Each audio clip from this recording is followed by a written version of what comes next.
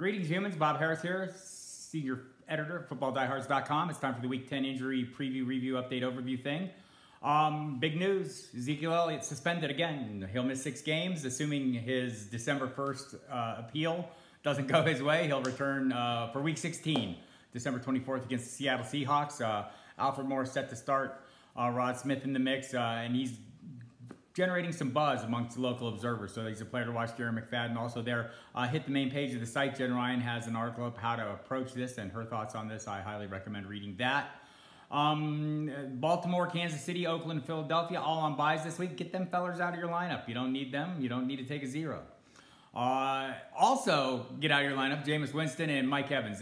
Winston going up against the New York Jets, not going up against the New York Jets. Shoulder injury, they're shutting him down. Maybe a couple weeks on that one. Ryan Fitzpatrick will start against his former team, and he'll do it without Evans, who was suspended 1 game for his fracas with Marshawn Lattimore of the Saints last Sunday. So that means more for Deshaun Jackson. We'll see a little more Chris Godwin, the rookie receiver, Adam Humphries, Cameron Brate, O.J. Howard will all be in the mix there. Other side of the ball, Matt Forte has been ruled out with swelling on his surgically repaired knee. Local observers are expressing a little concern that maybe this is worse than it could be, right? So might be an extended absence, something to watch going forward. Bilal Powell is the play this week, and Elijah McGuire is in play as well. For the Washington Redskins, Jamison Crowder and Jordan Reed both listed as questionable with the hamstring injuries that kept them out last week. Going up against the Vikings, obviously the Redskins need all the help they can get. Niles Paul also questionable. He had a concussion last week. Everyone else off the injury report, guys like Vernon Davis, minor issues. Brian Quick. So, and some of the offensive linemen are getting him back in shape. Trent Williams, I know, practiced for the first time in like a month, so he's listed as questionable as well. So there's possibly a chance for him to get back. They could use him. Other side of the ball, Stephon Diggs had some dental work this week. Off the injury report at the end of the week, like 3 root canals and had a tooth filled. Also, Teddy Bridgewater is back. He'll be the backup to Case Keenum. Doesn't sound like they're eager to force him into the fray, but by all accounts, Bridgewater's ready to go. It's been quite a turnaround for him. Coming off the knee injury he suffered last August, devastating injury. Great to see him back. Charles Clay for the Buffalo Bills going up against the Saints at home. Looks like he'll return, hasn't played since he injured his knee week 5. He's been working on a limited basis all this week. Sean McDermott said he's heading the right way. You'll need to check the site in the 90 minutes leading up to kickoff for the verification of that. I'll have all that for you in real time Sunday morning. So Zay Jones has been ruled out. Kelvin Benjamin will make his Buffalo Bills debut, working opposite Jordan Matthews. Interested to see what he can get done in that offense as well. Other side of the ball, Mike Thomas, removed from the injury report on Friday, had ankle issues earlier in the week. He should be good to go. Delanie Walker, Tennessee Titans, going up against the Cincinnati Bengals at Tennessee. Walker played through the same injury last week, so I expect he'll do the same this week. You'll need to check that one out, though. He's obviously always a productive member of the offense when he is on the field, so watch for that one. The other side of the ball, interesting. Jeremy Hill placed on injured reserve just a short time ago. That basically ends his Bengals career.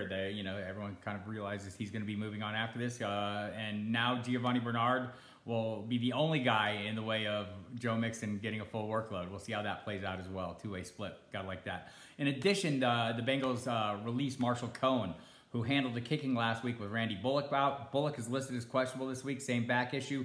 But they obviously have confidence he'll play, or they would not have released Cohen. So I'm not eager to play Bullock, but he will be available to you. Cincinnati, or the Indianapolis Colts hosting the Pittsburgh Steelers. T.Y. Hilton has a tender groin. Ouch.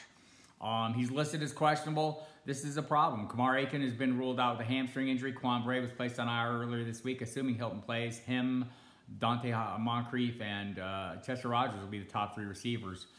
So that's a tough matchup as well, obviously. On the other side of the ball, Martavis Bryant returns from his 1-game benching. Sounds like he'll be back in his regular role. Juju Smith-Schuster will continue to play in his role as the 3rd receiver. So I like Ben Roethlisberger in this matchup, it seems, with. I know nobody likes him on the road, but Colts defense not faring well. Been through 3 touchdowns to Antonio Brown the last time these 2 teams met.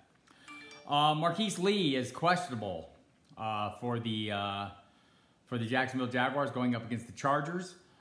He returned to practice on Thursday instead of Friday this week, so there's a positive there. I actually talked to Marquise Lee earlier this week, and he talked about the injury situation, says it's not ideal not practicing, but he fully expects to play. D.D. Westbrook still not activated. We'll see if that happens today. Watch the main page of the site. It has to happen by 4 p.m. Eastern, or it's not going to happen this week. So they have 2 weeks left to do that. Kenny Golladay listed as questionable for the Lions going up against the Cleveland Browns. Great matchup. It'd be great if I think he hasn't played since week 3. It'd be great to see him back on the field. It's been ongoing hamstring issues. That one I'd watch. I wouldn't be trying to force him into lineups, but we all know what he is when he's on the field. A great red zone weapon and something a team that's struggling in the red zone needs. Deion Sims for the Chicago Bears going up against the Green Bay Packers. Listed as questionable. Illness, hasn't practiced all week. Don't really know that he's the tight end to look for. I like Michael Brown a little better with Zach Miller out. Dontrell and also gets into the lineup. Marcus Wheaton's off the injury report as well. So maybe Mitchell Trubisky will start threatening teams deep. Late afternoon kickoffs. Again, Ezekiel Elliott. You might not have heard this. He's suspended. It's back on. He'll miss 6 games. Unless his appeal December 1st happens. So in the meantime, get your Alfred Morris geared up. Rod Smith seems like he's a guy worth watching as well. Des Bryant listed as questionable with knee and ankle injuries. He practiced on Friday, says he'll play. I suspect he will. We like this. Dan Bailey, of course, ruled out Mike Nugent's filling in for him. It's Vegas's highest over-under, so we all like that as DFS players and fantasy players. Atlanta Falcons with Julio Jones, Devontae Freeman, Matt Bryant, all off the injury report on Friday after practicing, so everyone good to go there. So we're hoping for the best with that game. Have high hopes for Dak Prescott as well. Trent Taylor and George Kittle for the San Francisco 49ers going up against the New York Giants in San Francisco. They've been ruled out. Garrett Selleck will now get a chance to be the latest tight end to score a touchdown against the Giants. It's been an ongoing thing. It's kind of interesting. DFS players, I'm sure, are aware of this, and we'll probably continue that. Everybody's good to go for the Giants, so it should be a pretty, it'll be an interesting game. Two teams struggling to get the job done. Both have been capable of scoring at times, and both are set up to score in this one. Malcolm Brown for the Los Angeles Rams ruled out. Lance Dunbar will work behind Todd Gurley. I wouldn't expect to see much of him. Gurley's turned into a very suitable receiving back as well as his early down work. So that's against the Houston Texans. On the other side of the ball, Ryan Griffiths has been placed on IR, the tight end, because CJ Fedorowicz is back. So he's expected to have a large role in this one. So it'd be interesting to see if Tom Savage can do anything other than target DeAndre Hopkins, which is fine for DeAndre Hopkins owners, right? Sunday night game, Emmanuel Sanders listed as questionable with ongoing ankle issues. He played through the injury last week. It cost him a few weeks before that. I only had 1 catch against the Eagles, so this one, I know the Patriots haven't been great at pass defense, but the individual matchups aren't that great for them. Other side of the ball, Chris Hogan has been ruled out with a shoulder injury. Danny Amendola is questionable. Martellus Bennett, released by the Packers this week with injury issues. Said he didn't report an injury. It's a partially torn rotator cuff. He passed the Patriots physical, practiced with them Friday. He's listed as questionable for this game. He knows the offense, played there last year, so be interesting to see. I expect a big game for Gronk. Denver, they're good at shutting down the wide receivers, not so great at shutting down tight ends. So interesting game Sunday night to watch. You'll have to check the inactives. Again, Danny Amendola also listed as questionable as well as Bennett. So you'll need to check those guys out. Have fallback plans in place. I do expect Amendola to play.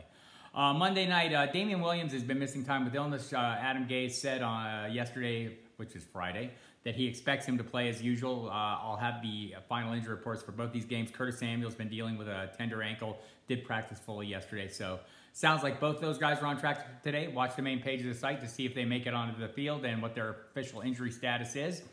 In addition, all kinds of great content up on the site. Brad Cruz's Sit Start is up. Armando Marsal has tons of good DFS content up right now, as does John Lobb. Articles by me, the article I mentioned by Jen Ryan. So get out there, check it out, and good luck this week. Let's kick a little tail and win a few bucks. And we'll talk to you next week. Thanks.